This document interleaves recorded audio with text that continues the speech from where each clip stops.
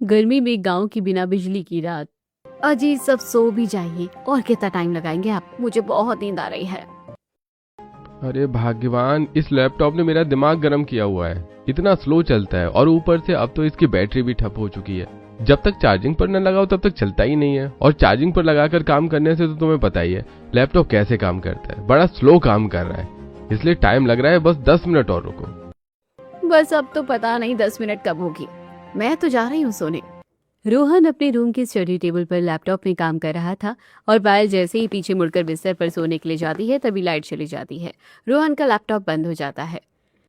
अरे यार, अब लाइट क्यों चली गई? थोड़ा सा काम बचा था, दिमाग खराब हो रहा है।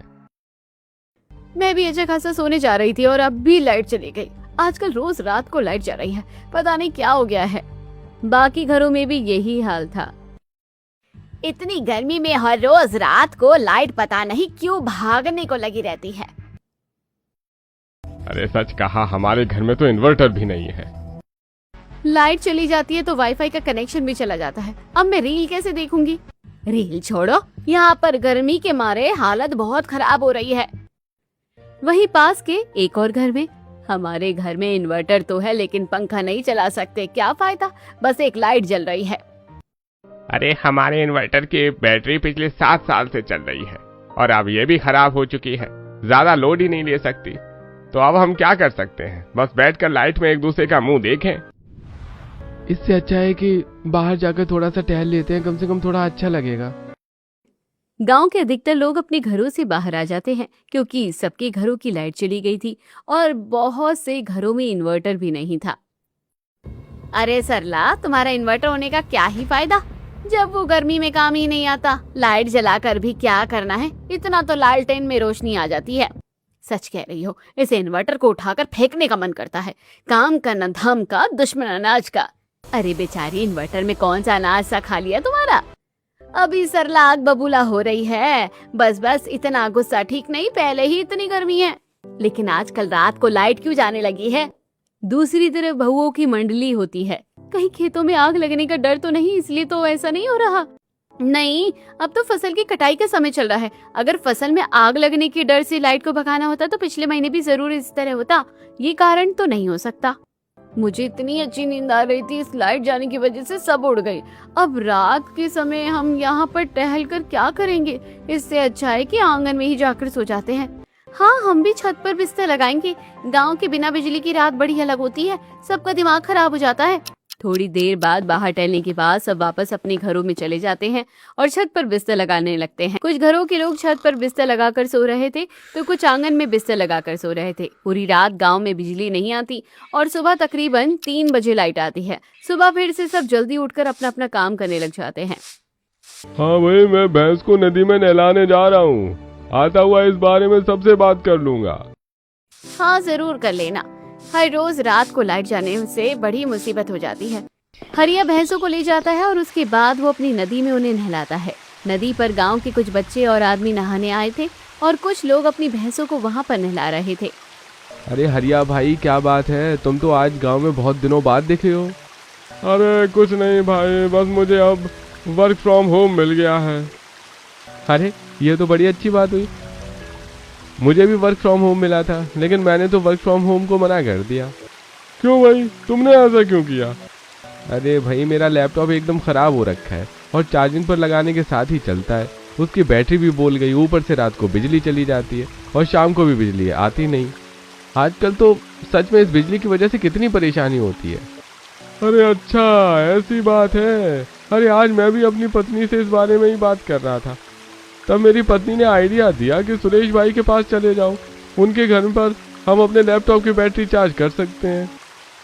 अरे तुम तो लैपटॉप की बैटरी चार्ज कर लोगे, लेकिन मैं कैसे काम करूंगा?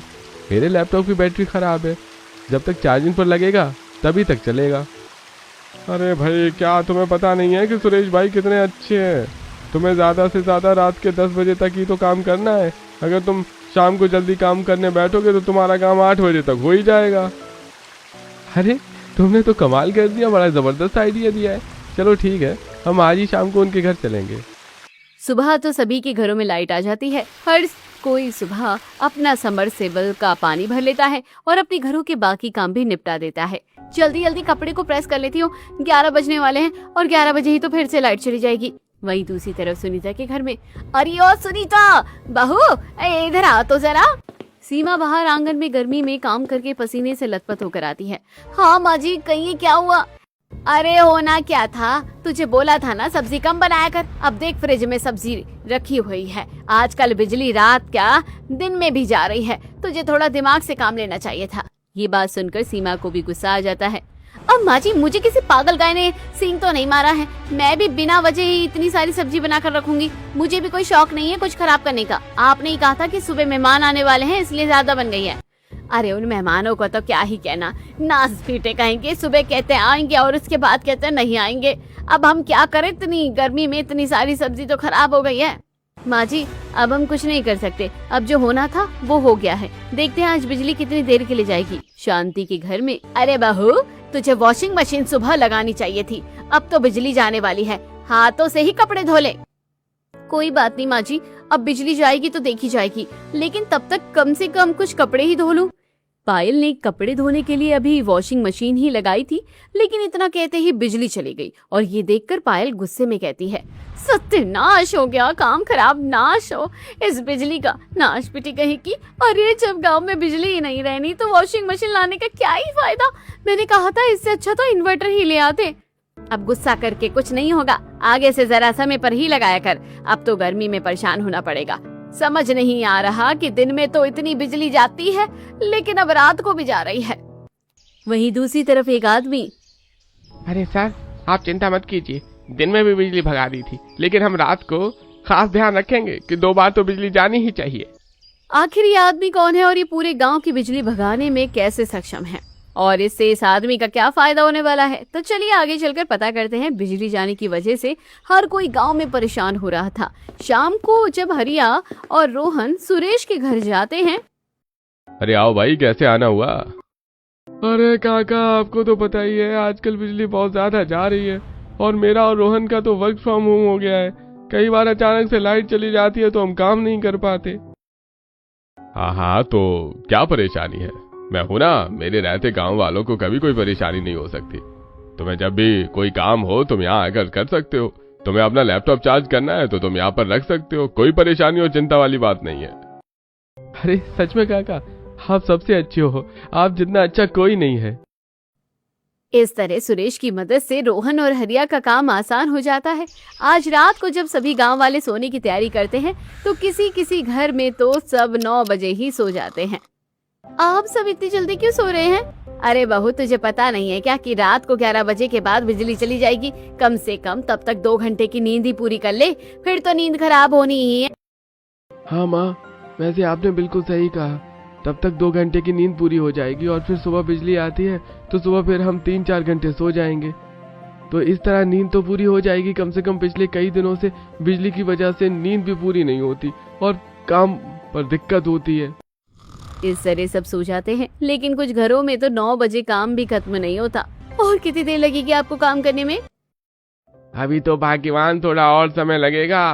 तुम मेरी चिंता मत करो, तुम आराम से सो जाओ, वरना तुम्हें अभी बहुत देर तक जागना पड़ेगा और फिर रात को बिजली जाने की वजह से नींद तो खराब होनी ही है। आप काम करो और मैं आपसे पहले सो जाऊं, ऐसे अच्छा नहीं लगता। फिर अकेले आपका मन भी नहीं लगेगा काम में। अरे तुम क्यों नहीं सो सकती? मुझसे पहले सो जाओ, चिंता मत करो। इस तरह सब जानते थे कि पूरा गांव रात को बिना बिजली का हो जाएगा और ऐसा ही होता है। फिर से रात को बिजली चली जाती है। अब लोगों को बड़ी परेशानी होती है। फिर से बिजली चली गई। बहू, अब तो छत पर ही बिस्तर लगा दे।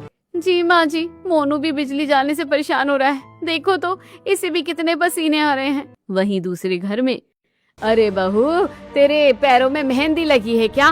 कछुए की चाल चल रही है, जल्दी कर छत पर बिस्तर लगा दे। नींद खराब हो रही है, बड़ी नींद आ रही है। इस बिजली ने तो नाक में दम किया हुआ है।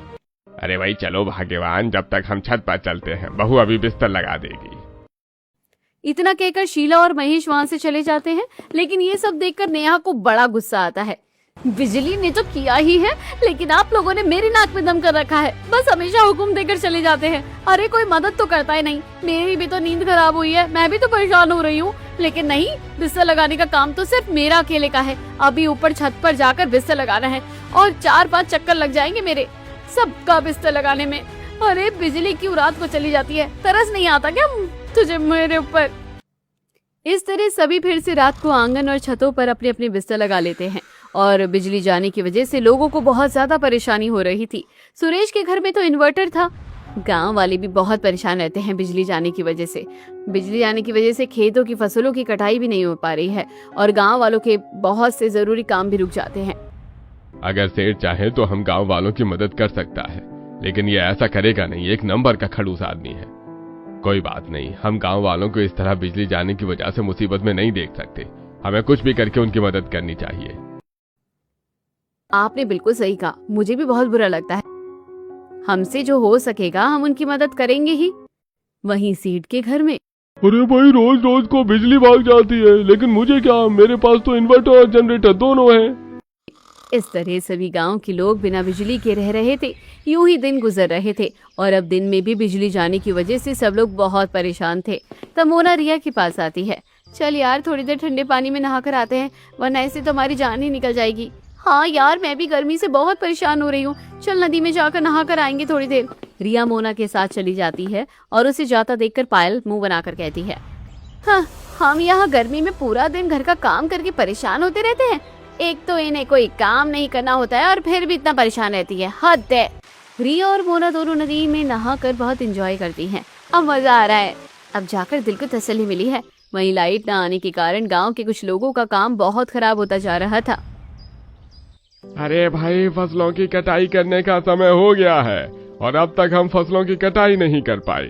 जनरेटर भी किराए पर लाना बड़ा महंगा हो रहा है और फिर जनरेटर में भी हम कितनी ही देर और कितनी सारी मशीन चला लेंगे, कोई बिजली ही नहीं रहती ज्यादा देर तक। मेरे इतने सारे ग्राहक हैं, सबको सरसों का तेल चाहिए। अब जब तक सरसों को हम नहीं छांट कर डालेंगे तब तक कैसे तेल लाएगा? हाँ भैया, हमारा काम तो फिर भी कुछ समय बाद हो जाएगा, लेकिन तुम्हें इस समय सरसों को काट कर तेल निकालना बहुत जरूरी है, वरना तुम्हारे ग्राहक टूट जाएंगे। क्यों नहीं तुम जनरेटर को लेकर एक बार सेठ जी से मदद ले लेते? हाँ भाई, लेकिन वो बहुत खड़ूस है, उससे मदद लेने का मन नहीं करता। लेकिन फिर भी मजबूरन तीनों को सेठ के पास जाना पड़ता है। तीनों जब अपनी समस्या सेठ को बताते हैं। मैं समझता हूँ कि जनरेटर का किराया काफी महंगा है और अभी तो रोज ही बिजली के नखरे हो रहे हैं, इसलिए हर रोज तुम्हारा जनरेटर किराए पर लेना बड़ा मुश्किल है। लेकिन मैं एक हफ्ता तुम्हारी मदद कर सकता हूँ, उसके बाद तो तुम्हें किराया देना ही होगा। लेकिन एक जनरेटर का किराया भी बहुत महंगा है मालिक। अभी तो हम इतना नहीं दे पाएंगे क्योंकि हर रोज बिजली जा रही है। अरे ठीक है, मैं किराया आधा कर दूंगा, इससे ज्यादा मदद नहीं कर पाऊंगा। आपका बहुत बहुत शुक्रिया। अगर बिजली होती तो गांव के लोगों को इतनी परेशानी नहीं होती, उन्हें इतना ज्यादा किराया भी नहीं देना पड़ता। लेकिन गांव वालों की मजबूरी थी। रोज रात को तो बिजली जाना निश्चित ही था। एक रात फिर से गांव में बिजली जाने से पूरा गांव सुनसान और परेशान था। सब छतों पर बिस्तर लगा रहे थे, लेकिन अंधेरी चांदनी रात में सुनसान खेतों के बीच एक आदमी नाइट ड्यूटी करके घर वापस आ रहा था। अरे यार, बड़ी तेज नींद आ रही है, घर जाकर मस्त सोऊंगा, लेकिन ये जालिम बिजली रात को ही चली जाती है, फिर नींद भी हराम होती है। मदन खुद से बातें करते हुए सुनसान खेतों से गुजर रहा था। तभी उसे किसी के चिल्लाने की आवाज आती है। मदन पीछे मुड़कर देखता है तो उसकी नजर दो लोगों पर जाती है जो एक बड़े से बोरे में कुछ सामान रखा हुआ ट्रक में डाल रहे थे और तभी वो ट्रक फुरफुर करते हुए वहां से फुर हो जाता है। अरे मैया, जो आज मैंने देखा, क्या मैं जो सोच रहा हूँ वो वही है? अरे भैया, मुझे तो बड़ा डर लग रहा है, जल्दी से भाग जाता हूँ यहाँ से। मदन तो वहां से 9 तो 11 हो जाता है और अगले दिन जब इस बारे में गांव वालों को बताता है। अरे ये कैसी बातें करते रहते हो, तुम्हारा वहम होगा, भला कोई ऐसा क्यों करेगा? इतना मत सोचो, चलो अब। अरे लेकिन मैं सच कह रहा हूँ, मैंने खुद अपनी आंखों से देखा है। अरे तुम्हारे पहले से ही चश्मा लगा हुआ है और आते वक्त तुम कहाँ चश्मा लगाते हो? तुमने कहाँ सब ध्यान से देखा होगा? और वैसे भी तुम बहुत फेंकते हो, हमें कोई भरोसा नहीं है। मदन की बात पर कोई विश्वास नहीं करता। यूं ही दिन गुजर रहे थे। दिन में जब बिजली नहीं थी तो घर के लोगों को बड़ी परेशानियां हो रही थी। एक तो लाइट नहीं है और फोन की बैटरी भी एकदम डेड हो गई है। फोन को चार्ज कैसे करूं? एक बार जाकर किसी से पूछ लेती हूँ। नेहा सबसे पहले पायल के घर जाती है। और पायल, क्या कर रही हो तुम? बिजली गई हुई है, क्या ही कर सकती हूँ। बड़ा दिमाग खराब हो रहा है, गर्मी के मारे दिमाग भी गर्म हो रहा है। अरे मेरा भी फोन एकदम डेड हो गया है, इसमें बैटरी ही नहीं है। मुझे भी कुछ इम्पोर्टेंट डॉक्यूमेंट उनको भेजने थे, उन्हें आते हुए वहाँ के साइबर कैफे में काम करवाना था। समझ नहीं आ रहा क्या करूँ। सला आंटी का इन्वर्टर तो अब पूरी तरह से फूक गया है, अब तो वो 1 मिनट भी नहीं चलता, वरना वहीं से हो जाता। सच में हम तो बहुत परेशान हो गए हैं, समझ नहीं आता क्या करें। क्या तुम्हारे घर में टंकी में पानी है? अरे नहीं, टंकी में पानी नहीं है। अरे यार, इस लाइट ने तो बिल्कुल काम खराब कर दिया है। तो चलो नदी से पानी भरने चलते हैं, फिर सोचेंगे कि फोन का क्या करना है, क्या पता कुछ रास्ता मिल जाए। नेहा और पायल अपने अपने घर से 2-2 मटके लेकर जाती है और उसके बाद नदी पर पानी भरने जाती है, जहाँ पर उनकी मुलाकात सीमा और प्रीति से होती है। तुम्हें नहीं लगता कि हमें बिजली विभाग वालों से एक बार बात कर लेनी चाहिए कि आखिर इस तरह एक ही समय में इतनी ज्यादा बिजली क्यों जा रही है? सही कहा, हम सबको कितनी ज्यादा परेशानी हो रही है। अरे जब गेहूं की फसल का समय था तब इतनी बिजली नहीं जाती थी, और जबकि अब तो कटाई का समय चल रहा है, हम सबको बिना मशीन और बिजली के फसल काटने में कितनी परेशानी हो रही है। अब तो हमारे पति भी बाहर कंपनी में नौकरी करते हैं और हमारे ससुर जी तो अकेले सब नहीं कर पाएंगे ना। और इतने पैसे है नहीं कि जनरेटर का भी किराया दे और बाहर से फसल कटवाने के लिए वर्करों को भी किराया देंगे। सच में छोटी से छोटी और बड़ी से बड़ी चीजों के लिए हमें परेशान होना पड़ रहा है। फसल काटने के लिए मशीन नहीं चल रही है, बिजली ना होते हुए हमारे छोटे छोटे बच्चे भी परेशान हो रहे हैं। और तो और अब देख लो, मुझे इम्पोर्टेंट कागजात भेजने थे, लेकिन फोन में चार्जिंग ही नहीं है और बिजली के बिना चार्जिंग कैसे होगी।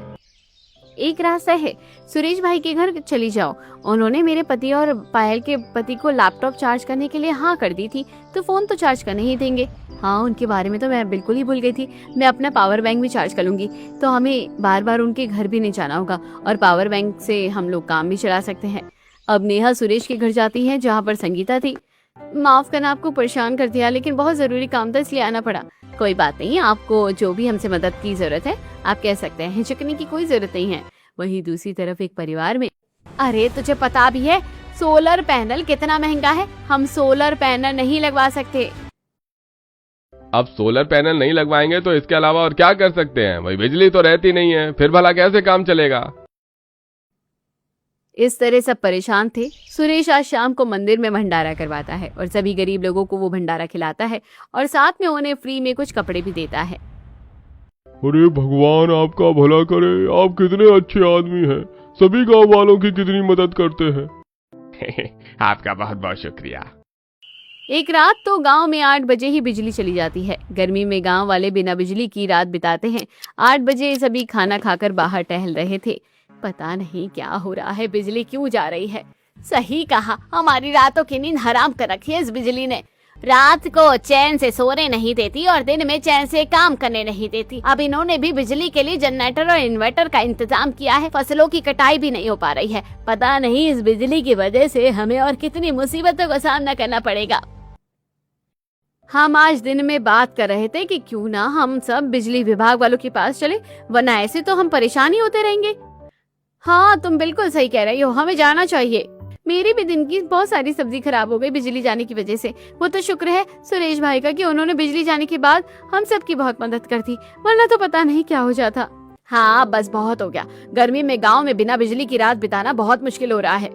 अरे हमारे तो ये जिद पर अड़े हैं कि सोलर पैनल लगाएंगे। इतना महंगा होता है, कई हजारों का या लाखों रुपए में लगेगा। इससे अच्छा तो बिजली ही आ जाए।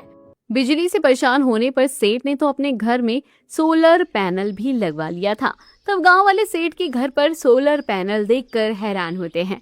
अरे ये सेठ ने अपने घर पर कांच के शीशे क्यों लगा रखे हैं? कुछ नहीं पता इन अमीर लोगों के कैसे शौक होते हैं। घर में तो शीशे देखे हैं और कांच के दरवाजे भी देखे हैं, लेकिन अब छत पर शीशे लगवाने का क्या ही मतलब बनता है। अरे ये कोई कांच का मामूली शीशा नहीं है, इसे सोलर पैनल कहते हैं। ये सूरज की रोशनी से तपते हैं और इसकी मदद से एक इसकी बैटरी चार्ज होती है, जिसके बाद पूरे घर में बिजली आ जाती है। फिर तो ये शीशा बहुत काम का है, हमें भी अपने घर लगवा लेना चाहिए। जितना अच्छा है उतने ही अच्छे इसके दाम भी हैं।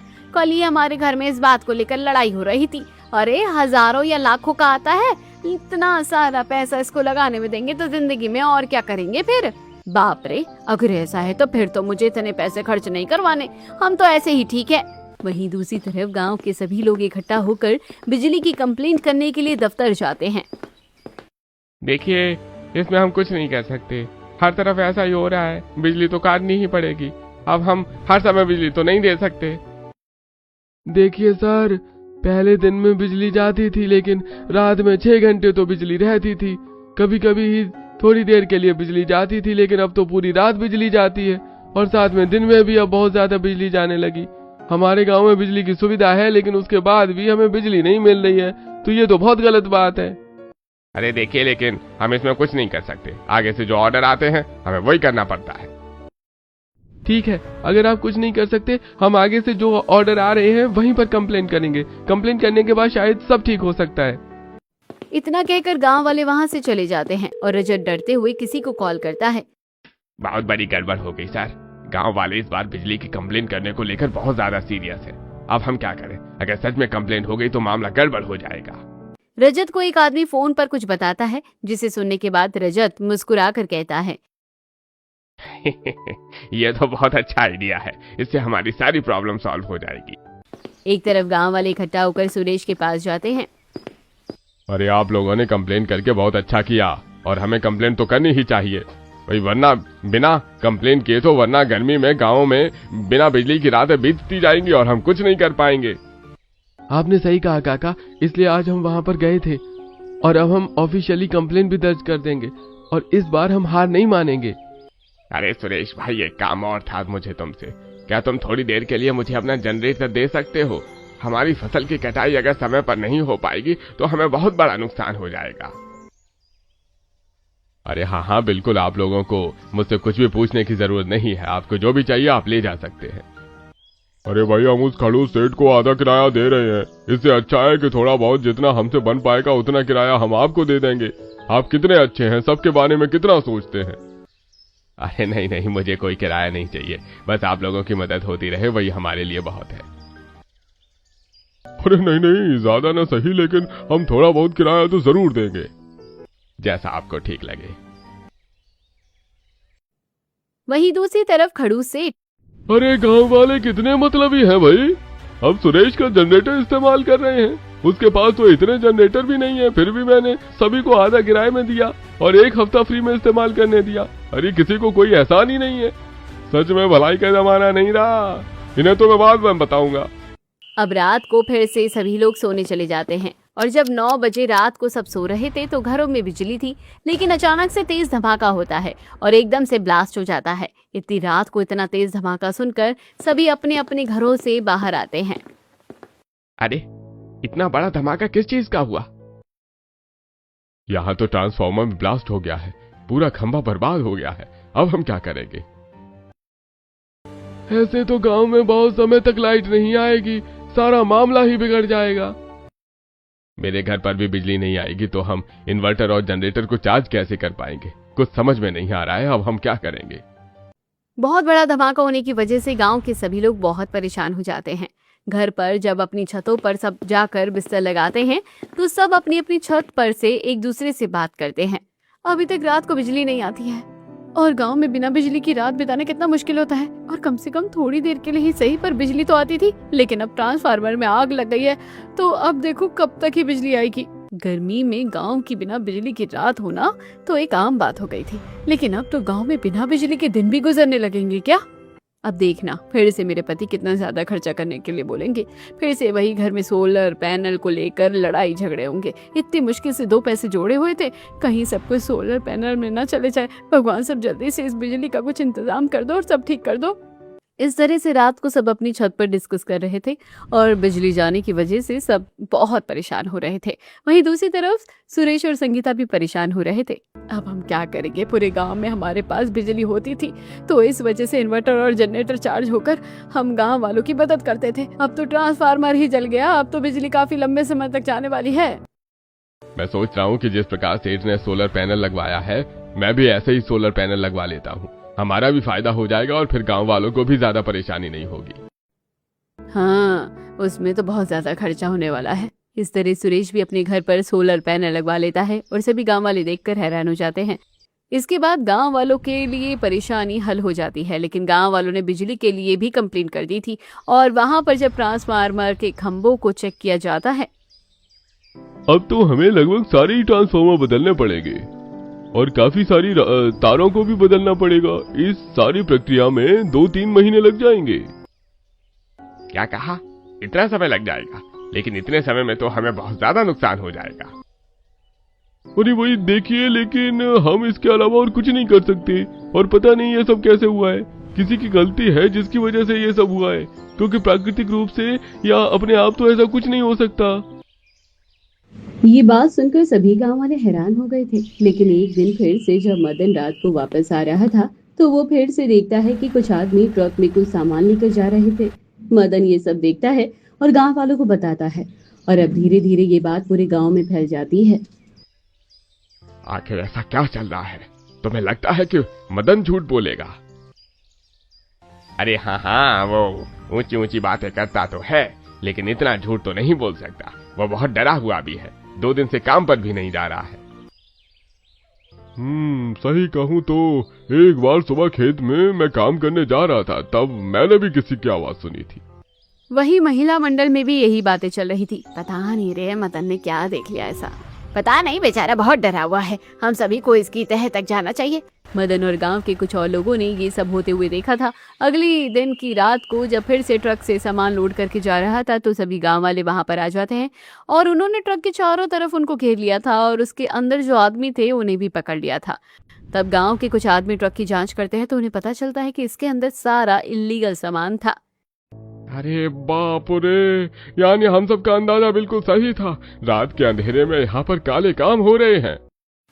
पुलिस वालों को बुलाया जाता है और उन आदमी को पकड़ लिया जाता है। ये सब रात के 3 बजे हुआ था।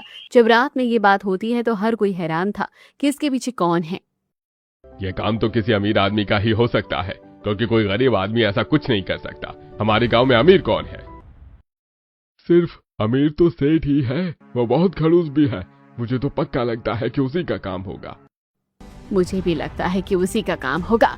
इस तरह सभी गांव वालों का शक सेठ पर चला जाता है, लेकिन पुलिस वालों को उसके खिलाफ कोई सबूत नहीं मिलता। तब तक एक दिन गांव में एक आदमी को उसी जगह पर एक आदमी की अंगूठी मिलती है और अंगूठी देखकर वो काफी हैरान हो जाते हैं।